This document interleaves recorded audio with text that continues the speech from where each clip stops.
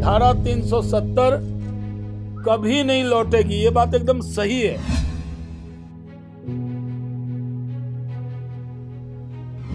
नरेंद्र मोदी जी की जिद है जम्मू कश्मीर में डेवलपमेंट लाने की।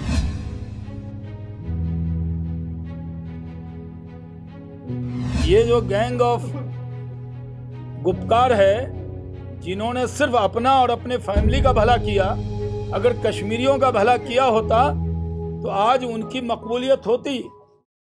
नरेंद्र मोदी जी का कमिटमेंट है कि जम्मू कश्मीर की आवाम पर हम खास तौर पर ध्यान देंगे।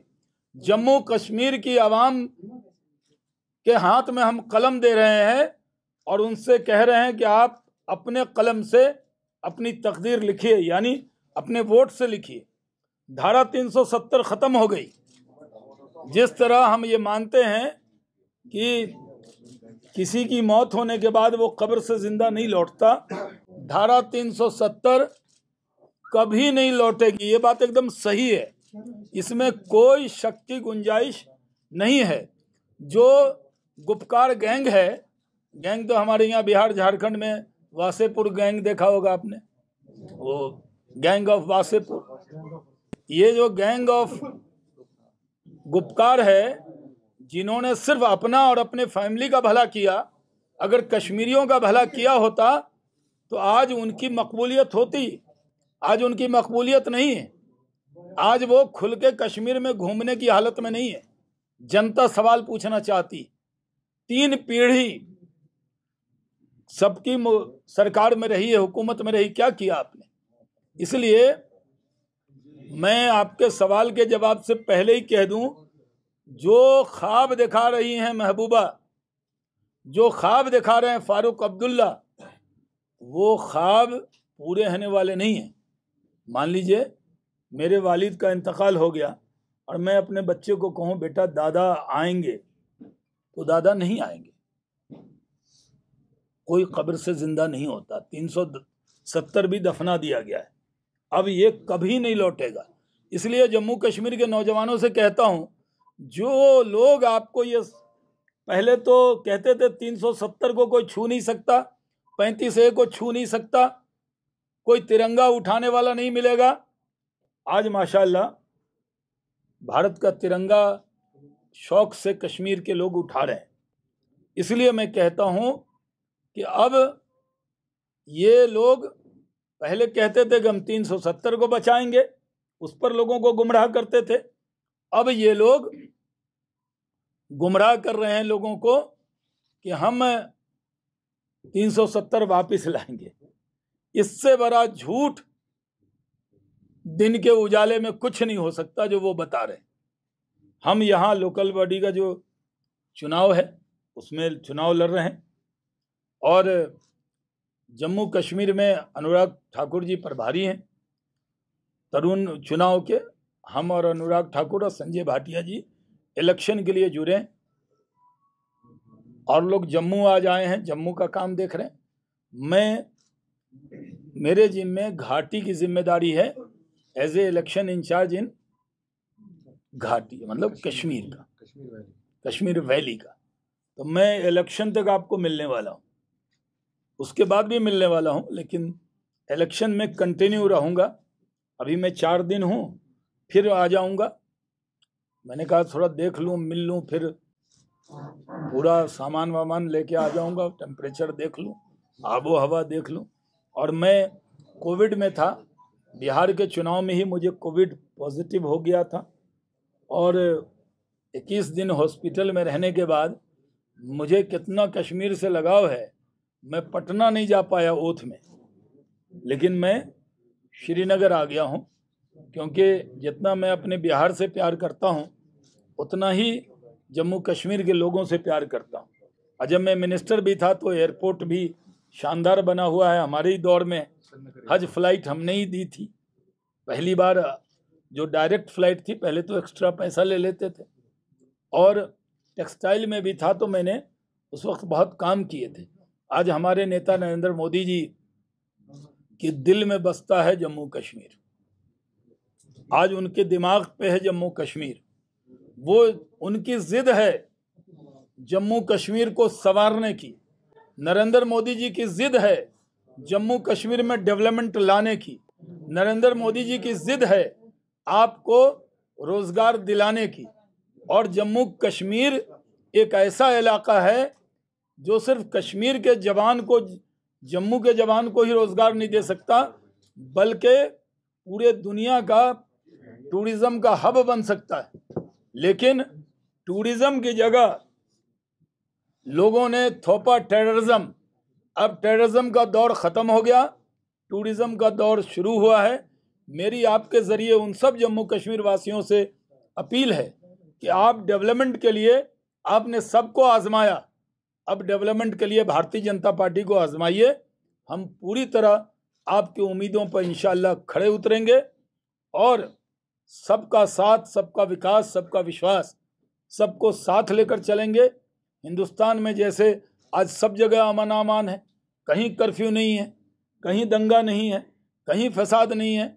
एक दो घटना जो होती है कहीं दिख जाती होगी कभी कभी टीवी पे, वो कुछ समाज के अनासिर हर जगह होते हैं जो समाज को बदनाम करते हैं, मुल्क को बदनाम करते हैं। लेकिन हमारी जिम्मेदारी है इस मुल्क में किसी भी ज़ात मज़हब के मानने वाले हों, उनकी फिक्र करना नरेंद्र मोदी जी अपनी जिम्मेदारी मानते हैं। और अटल बिहारी वाजपेयी जी की तरह अब जम्मू कश्मीर के लोग भी नरेंद्र मोदी जी से बहुत प्यार करते हैं, बहुत मोहब्बत करते हैं। उसका नज़ारा हमने देखा है। अब जिसकी नज़र ख़राब होगी उसका नज़रिया भी वैसा होगा। मान लीजिए किसी को मोतियाबिंद है तो उसको जो दिखेगा वो पूछेंगे कि ये क्या दिख रहा है, ये शाहनवाज है, कहने नहीं नकवी साहब दिख रहा है। मान लीजिए थोड़ी आँख में दिक्कत है, किसी कुछ लोग ऐसे हैं जिनके आँख में दिक्कत है, तो पावर चेक कराएं। अगर चेक कराएंगे तो दिखेगा कि यहाँ लेफ्टिनेंट गवर्नर आए हैं, डेवलपमेंट मनोज सिन्हा जी बेहतरीन डेवलपमेंट का काम कर रहे हैं। पूरी तरह सरकार की भी कैपेबिलिटी का सवाल है कि हमने जो वादा आपसे किया कि डेवलपमेंट करके दिखाएंगे, डेवलपमेंट करना नरेंद्र मोदी की जिद है और उस जिद पर हम पूरी तरह खड़े उतरेंगे। अब अगर कोई सवाल है आपसे तो जम्मू कश्मीर की बात करते हैं। आपने अभी कुछ समय पहले कहा कि जो गुपकार अलायंस या गैंग है वो एंटी कश्मीर है, लेकिन जब हम लोग लद्दाख डेवलपमेंट काउंसिल इलेक्शंस की बात करते हैं तो वहां पे भारतीय जनता पार्टी साथ दे रही है नेशनल कॉन्फ्रेंस को और वो लोग कोऑर्डिनेट करने वाले हैं। तो यहाँ पर अगर वो आपके दुश्मन है, देश के दुश्मन है, तो लद्दाख जाकर के ये नीति क्यों बदल? हमने देश का दुश्मन कब कहा? क्यों मेरी जबान में, अरे साहब हर नहीं, अभी मेरी प्रेस है, मैं जो बोलूंगा उसका जवाब है, और किसी नेता के बयान पर जवाब लेना है वो लीजिए। मैं कह रहा हूँ कि हमने वो कश्मीरी नौजवान जिन्होंने ख्वाब देखा था जो जन्नत था, उसको दोज़ख बनाने का काम करने वाले वो गैंग के लोग हैं। वो सिर्फ अपने बच्चों के लिए, फारूक अब्दुल्ला इसलिए दुबले हुए जा रहे हैं कि उमर को कैसे फिर से आगे करना है। महबूबा मुफ्ती सोच रही हैं कि मुफ्ती सईद साहब की तरह मुझे कैसे आगे होना है। वो अपने लिए जी रहे हैं, हम जम्मू कश्मीर की आवाम के लिए जिएंगे। और जहाँ तक सवाल है अलग अलग जगह, ये दोनों पार्टियां हमारे साथ रही हैं, हमारे साथ रहती थी तो महबूबा क्या बोलती थी? कहती थी जब पत्थर चलाओगे तो क्या चॉकलेट मिलेगा? महबूबा कहती थी कि नहीं? महबूबा भारत के झंडे को सैल्यूट करती थी कि नहीं? महबूबा हमारे साथ भारत माता की जय कहती थी कि नहीं? फारूक अब्दुल्ला यहाँ कुछ भी बोले पार्लियामेंट में जोर जोर से भारत माता की जय, भारत माता की जय, भारत माता की जय करते थे कि नहीं? आप बताइए। तो इस जी सवाल, दूसरा सवाल जी जनाब, अपना नाम और। मेरा नाम तारिक है, मैं बाबा साथी से काम कर रहा हूँ। अच्छा जी सर, मेरा सवाल है डेवलपमेंट के ऊपर। पहला सवाल, आप जब भी यहाँ आते हैं बीजेपी के बाहर से डेवलपमेंट डेवलपमेंट डेवलपमेंट, जी मुझे आप बताइए डेवलपमेंट कहाँ हो रही है? लाल चौक से सिविल सेक्रेटरी तक, बुक्का रोड तक ये मैग्नम डाला गया। मुझे बताइए, आप जवाब चलिए। मेन सर क्वेश्चन है कि भाषण है, सीधे कीजिए। क्या है? बिल्कुल फंसा रहा है जी आप, अरे साहब दो सवाल में तो और लोग क्या करेंगे? एक एक कर दीजिए या आप जोड़ दीजिए एक बार सप्लीमेंट्री टू द पॉइंट। सवाल है सर, मुझे ये बताइए, आप यहाँ का यूथ झूठ बिल्कुल बैठा हुआ है, मेंटली हुए हैं, ड्रग्स इस्तेमाल कर रहे हैं। उनके बारे में आप 1.5 साल हो गया है यहाँ, जब से 370 खत्म किया गया, फिर आपका सवाल आ गया, ठीक है सर, आप बताइए। जनाब,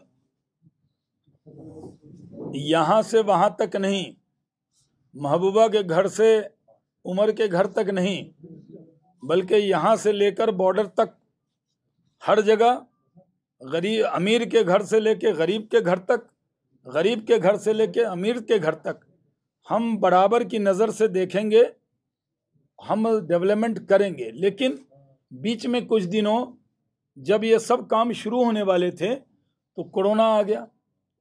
कोरोना की वजह से आपको पता है कि बहुत सी जगह 8-9 महीने से तो बहुत से 1 साल से काम ही सब रुका है। यहाँ पहले ये जो गुपकार गैंग वाले हैं, ये जो अभी आए हैं बाहर और फिर डिस्टर्ब करने लगे, ये भी अंदर थे, ये भड़का रहे थे। लेकिन जब लगा कि अब सब कुछ ठीक है, इनके गुपकार गैंग वालों की भड़काने की ताकत भी खत्म हो गई, तो हमने उनको कहा आइए, और वो भी आए। अब इलेक्शन है, लेकिन कोरोना की वजह से बहुत से प्रोजेक्ट अभी शुरू नहीं हुए हैं। हम जम्मू कश्मीर के आवाम के उम्मीद पे खड़े उतरेंगे। डेवलपमेंट डेवलपमेंट डेवलपमेंट, विकास विकास विकास, तरक्की तरक्की तरक्की, यही हमारा एजेंडा है। जम्मू कश्मीर के लोग, मैंने जैसे पहले कहा, जम्मू कश्मीर की आवाम नरेंद्र मोदी जी के दिल में बसती है, और नरेंद्र मोदी की जिद है कि जम्मू कश्मीर को दुनिया के जो टूरिस्ट डेस्टिनेशन हैं, चाहे वो ज़्यूरिख हो या इंटरलागन हो या आप दुनिया के बड़े बड़े टूरिस्ट डेस्टिनेशन हो, उससे बेहतर है हमारा जम्मू कश्मीर। हम उस मुकाम पे ले जाएंगे जम्मू कश्मीर को। ये हम पैमाना जो है, पैमाना ये नहीं रखेंगे कि कोई अलग मुकाबला करें कि साहब दार्जिलिंग जैसा बनाएंगे, वहाँ बनाएंगे। हम पैमाना रखेंगे कि दुनिया में टूरिज्म जम्मू कश्मीर से ज़्यादा कहीं नहीं हो। टेररिज्म को मात दिया है, टूरिज्म को आगे बढ़ाएंगे। जी जीनत जी बताइए। Sir, since you are Kashmir in charge, so what are your expectations from the upcoming polls? First thing. The other thing is central government is implementing all the laws in Jammu and Kashmir. Why it took long for them to implement Forest Act? I know we हो तो गया कल। would have been protected and they would not have been evicted from their temporary shelters. नहीं, देखिए, हम लोगों ने पहले ही कहा कि सारे कानून लागू हो गए हैं। जहाँ तक फॉरेस्ट एक्ट है वो भी अब लागू हो गया, क्योंकि ये सवाल अगर 4 दिन पहले आता तो ज़रूर सवाल बनता। तो हम जम्मू कश्मीर के लोगों के, आवाम के बारे में जो हमारी राय है, उस राय पर हम कायम हैं। किसी को डरने की ज़रूरत नहीं है। कुछ लोग प्रोपेगेंडा कर रहे हैं, आपकी ज़मीन छीन ली जाएगी, ये कर दिया जाएगा, ये सब प्रोपेगेंडा है। कोई, मैं जिस डिस्ट्रिक्ट का रहने वाला हूँ, वो हमारे यहाँ जो भागलपुर इलाका है वो बड़ा ज़रखेज़ है। वहाँ की रेशम बहुत मशहूर है, वहाँ का चावल बहुत मशहूर है, वहाँ के खेत से खुशबू आती है, वहाँ एक कतरनी का चावल होता है। कहाँ कोई आप जाके वहाँ का चावल की खेती कर रहे हैं? यहीं के लोग यहाँ का करेंगे, ये कहने की बात है। भड़काने वाले कहते हैं कि बाहर से लोग आएंगे तुम्हारा ये छीन लेंगे। कोई कहीं नहीं छीन रहा, ना हमारे यहाँ बिहार में छीन रहा, न कोई लखनऊ में छीन रहा है किसी का। 1-2-4% लोग तो हर जगह जाते हैं। जैसे यूपी में, नोएडा में, गुड़गांव में लोग फ्लैट खरीदने आते हैं। तो इस तरह से इस पर भड़काने की ज़रूरत नहीं है किसी को। जो लोगों ने भड़काया, गलत भड़काया है। और जो गुजर बकरवाल कम्युनिटी है, उसके हकूक़ की भी पूरी हिफाजत करें।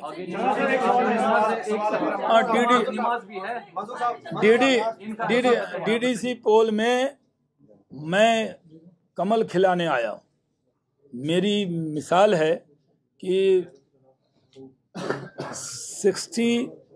67% मुस्लिम आबादी वाले कॉन्स्टिट्यूंसी में, किशनगंज में कभी बीजेपी नहीं जीती, न मेरे पहले न मेरे बाद। मैं ही वहाँ गया था। जब लड़ने भी गया तो लोग कह रहे थे क्या जमानत बचेगी, क्या डिपॉजिट बचेगा, लेकिन मैं जीत गया वहाँ से, वहाँ कमल खिलाया। तो यहाँ मैं आया हूँ तो इंशाअल्लाह यहाँ भी मोदी जी के डेवलपमेंट, मोदी जी के नाम पर डेवलपमेंट के नाम पर कमल खिलेगा और हम वैली में भी बहुत सारे कमल आपको खिले हुए दिखेंगे। What do you want to say when Mahbooba Mufti blame BJP for putting Congress on defensive mode? Because when we talk about JKPCC, they clearly said we are part of Gupkar alliance.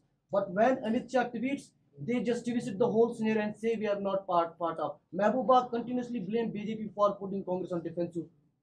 देखिए कांग्रेस कितना डरती है हम लोगों से, कांपने लगती है। मोदी जी अमित शाह जी का नाम सुन के रात में जग जाते हैं ये कांग्रेस के लोग। ये लोग बड़ी बड़ी बातें करते हैं और जब अमित शाह जी ने कांग्रेस के चेहरे से हिजाब हटा दिया तब कांग्रेस गुपकार से भाग गई। पहले तो गुपचुप तरीके से गुपकार की पार्ट थी, अब कांग्रेस कह रही नहीं हम नहीं है, क्योंकि कांग्रेस को डर लगता है कि यहाँ गुपचुप तरीके से अगर गुपकार अलायंस में गई, गुपकार गैंग में गई तो फिर कांग्रेस का नाम कांग्रेस आई नहीं, कांग्रेस गुपकार हो जाएगा। और पूरे मुल्क में कांग्रेस डर के कांग्रेस मोहब्बत में नहीं हटी है, आज भी कांग्रेस पर्दे के पीछे है। तो कांग्रेस को कहता हूं इधर से तांग झांक मत करो, हमने एक्सपोज किया कांग्रेस को। इधर चिलमन से हम झांकें, उधर चिलमन से तुम झांको, लगा दो आग चिलमन को, न हम झांके न तुम झांको। ये कांग्रेस के लिए। एक सवाल है शाहनवाज साहब, आप जैसे आराम से कीजिए ना, अभी तो कोविड से आए हम। जी नहीं मैं हॉस्पिटल से सवाल है, आप भारत के जो प्राइम होम मिनिस्टर है उनका ये कहना है और आप भी ताबीर कर रहे हैं, जो यहाँ की इस टाइम पे अलायंस है उनको आप ताबीर कर रहे हैं गैंग के साथ। तो यहाँ पर जो बीजेपी है डीडीसी चुनाव में किसको अपोजिशन की नजर में देखते हैं? वन, और जहां पर आप डेवलपमेंट का उदाहरण देते हैं सर, आप एक कैंपेन चली थी पूरे भारत में आत्मनिर्भरता के नाम से। आत्मनिर्भरता सर के ये नाम तो तकरीर है सर। आत्मनिर्भरता के नाम पर self help group of engineers था यहाँ पर, एक ग्रुप जो अपना काम करते थे, लेकिन उनको डिसबैंड कर दिया गया। इस बारे में आपका क्या कहना है? देखिए पहली बात तो ये है, कांग्रेस कहीं रहे न रहे, बिहार में लड़े 70 जीते 19, गुजरात में लड़े 8 रिजल्ट आए 0। ऐसे तो कांग्रेस जिस जगह बैठेगी, जिस डाल पे वो डाल सूख जाता है। वो तेजस्वी के लालटेन पे बैठ गई तो नीचे से तेल निकल गया, पानी भर दिया कांग्रेस ने उसमें। तो कांग्रेस कोई जीत की गारंटी नहीं है। हिंदुस्तान की सियासत में कांग्रेस हार की गारंटी है और हिंदुस्तान की सियासत में नरेंद्र मोदी जीत की गारंटी है। राहुल गांधी हिंदुस्तान की सियासत में हारने में उनसे कोई मुकाबला नहीं कर सकता, लगातार चुनाव हारते हैं, और जीतने में नरेंद्र मोदी से कोई मुकाबला नहीं कर सकता। हमारा मुकाबला किसी से नहीं है, हमारा मुकाबला है तरक्की के साथ है, वो हमारे साथ हैं, जो बर्बादी के साथ हैं वो अलग है। तो हम तरक्की के साथ हैं, डेवलपमेंट के साथ हैं, विकास के साथ हैं, जम्मू कश्मीर की आवाम की खिदमत करना चाहते हैं। आपने सबको मौका दिया है। ये लोग जो आपको वड़गला रहे हैं 370 हम वापस लाएंगे, ये झूठ बोल रहे हैं। एकदम यकीन कीजिए, मैं हाजी भी हूँ, हज़रत नसीरुद्दीन चिराग दहलवी के ख़ानदान से निस्बत रखता हूँ। मैं पूरी जिम्मेदारी से खुदा को हाजिर नाजिर मानकर कहता हूँ कि 370 वापस कभी नहीं आएगा। ये जो कह रहे हैं ये गलत कह रहे हैं। मैं जम्मू कश्मीर की आवाम को, खासकर नौजवानों को कहना चाहता हूँ, हम भी नौजवान हैं। हिंदुस्तान की सियासत में सबसे कम उम्र में कैबिनेट मंत्री बनने का रिकॉर्ड मेरे ही नाम है। और मैंने डॉक्टर करण सिंह का रिकॉर्ड तोड़ा था। तो मैं जिम्मेदारी से कहता हूं, नौजवान बीजेपी के साथ आए, उनको वही इज्जत मिलेगी जो शाहनवाज हुसैन को बीजेपी में मिली। ईटीवी आपने अभी फरमाया बीजेपी का पूरा ये नैरेटिव है कि 370 जो हटाया गया उसको लोगों ने यहाँ एक्सेप्ट किया, ये आपका कहना है? जी एक्सेप्ट कर लिया। अगर इस इलेक्शन में बीजेपी की हार हो जाती है। क्या आप ये समझे कि लोगों ने 370 का जो फैसला था वो नहीं माना है? क्या इसे रेफरेंडम के तौर पे मान सकते हैं जैसे कई लोग कहते हैं? नहीं, ये कोई रेफरेंडम नहीं है, ये लोकल बॉडी चुनाव है। ये डेवलप गाँव का विकास, मोहल्ले का विकास, ये देश के विकास पे नहीं है। जो पाकिस्तान समर्थक लोग हैं जो चुनाव होने नहीं देना चाहते, सबसे बड़ी बात तो ये है कि जो लोग 370 के नाम पर कुछ भी मानने को तैयार नहीं थे, आखिर महबूबा लड़ रही है ना चुनाव, तो एक्सेप्ट किया ना। 370 ख़त्म होने के बाद चुनाव में आई। फारूक अब्दुल्ला साहब ने एक्सेप्ट किया ना कि 370 ख़त्म हो गया, नया कानून है और चुनाव नए कानून में चुनाव में आए। तो ये जो गुपकार गैंग है उसने भी मान लिया है कि 370 ख़त्म हो गया, और लोगों को वर्गलाने के लिए वो तरह तरह का बयान दे रहे हैं। कभी फारूक साहब वहाँ भारत माता की जय, कभी भजन कीर्तन भी गा लेते हैं दिल्ली में एकदम मस्ती से, देखा होगा आपने वीडियो। और यहाँ पे आके दिल्ली में ज़बान कुछ, कश्मीर में ज़बान कुछ। आजकल सोशल मीडिया का ज़माना है, जो अब मैं यहाँ बोलूँगा ये पटना में भी जो लोग सुन रहे होंगे, इसलिए बता दीजिए आप जी। ये आपने सवाल कर लिया था ना। हाँ, प्रदेश में लव जिहाद के खिलाफ, अरे लव जिहाद कहाँ हो रहा है यहाँ? आप की बात कर रहा हूँ। ये बीडीसी चुनाव में लव जिहाद कहाँ से आ गया? नहीं, वहाँ आपका क्या टेक है? आपसे ज्यादा कोई इसमें बोल नहीं सकता। मैं क्यों नहीं बोल सकता? आप बोल सकते हैं, वही काम आपसे ज्यादा कोई मैं नेशनल स्पोक्स पर्सन हूँ, दुनिया की सबसे बड़ी पार्टी का सबसे पुराना तर्जुमान। मैं जो बोलूंगा इसका मतलब बीजेपी बोल रही है, और मैं कह रहा हूँ कि यहाँ ये कोई मुद्दा नहीं है, न 370 है, न लव जिहाद है, न कुछ मुद्दा नहीं है। हम लोग तो यहाँ नहीं सर, वहाँ की बात कर रहे हैं। कहाँ की बात मध्य कर? प्रदेश में बिल आ रही है। शर्मा साहब, आपने कहा कि जो आप कह रहे हैं वही बीजेपी कहती है, तो क्या मान सकते हैं कि सब्जुडिस मैटर पे जब आप कमेंट करते हैं तो जो बीजेपी कह रही है वही सुप्रीम कोर्ट कहेगी? कौन सा सब्जुडिस? आपने कहा आर्टिकल 370, हाँ, कोई सब्जुडिस नहीं है सर। मतलब सुप्रीम कोर्ट में केस ऐसे नहीं है? नहीं, वो तो केस लगाइए ना आप मेरी प्रेस कॉन्फ्रेंस पे चले जाइए कोर्ट में, तो मेरी प्रेस कॉन्फ्रेंस बैन हो जाएगी क्या? कमाल करते हैं। सब्जुडिस किसने कह दिया आपको? पत्थर में, आसमान में लिखी हुई इबारत दिख रही है कि जम्मू कश्मीर हिंदुस्तान का अभिन्न अंग है, और यहाँ वही कानून है जो सब जगह है। और 370 दुनिया की कोई ताकत 370 को वापस नहीं ला सकी, क्योंकि ये एकदम तय है। आपको नमाज में भी जाना है, मुझे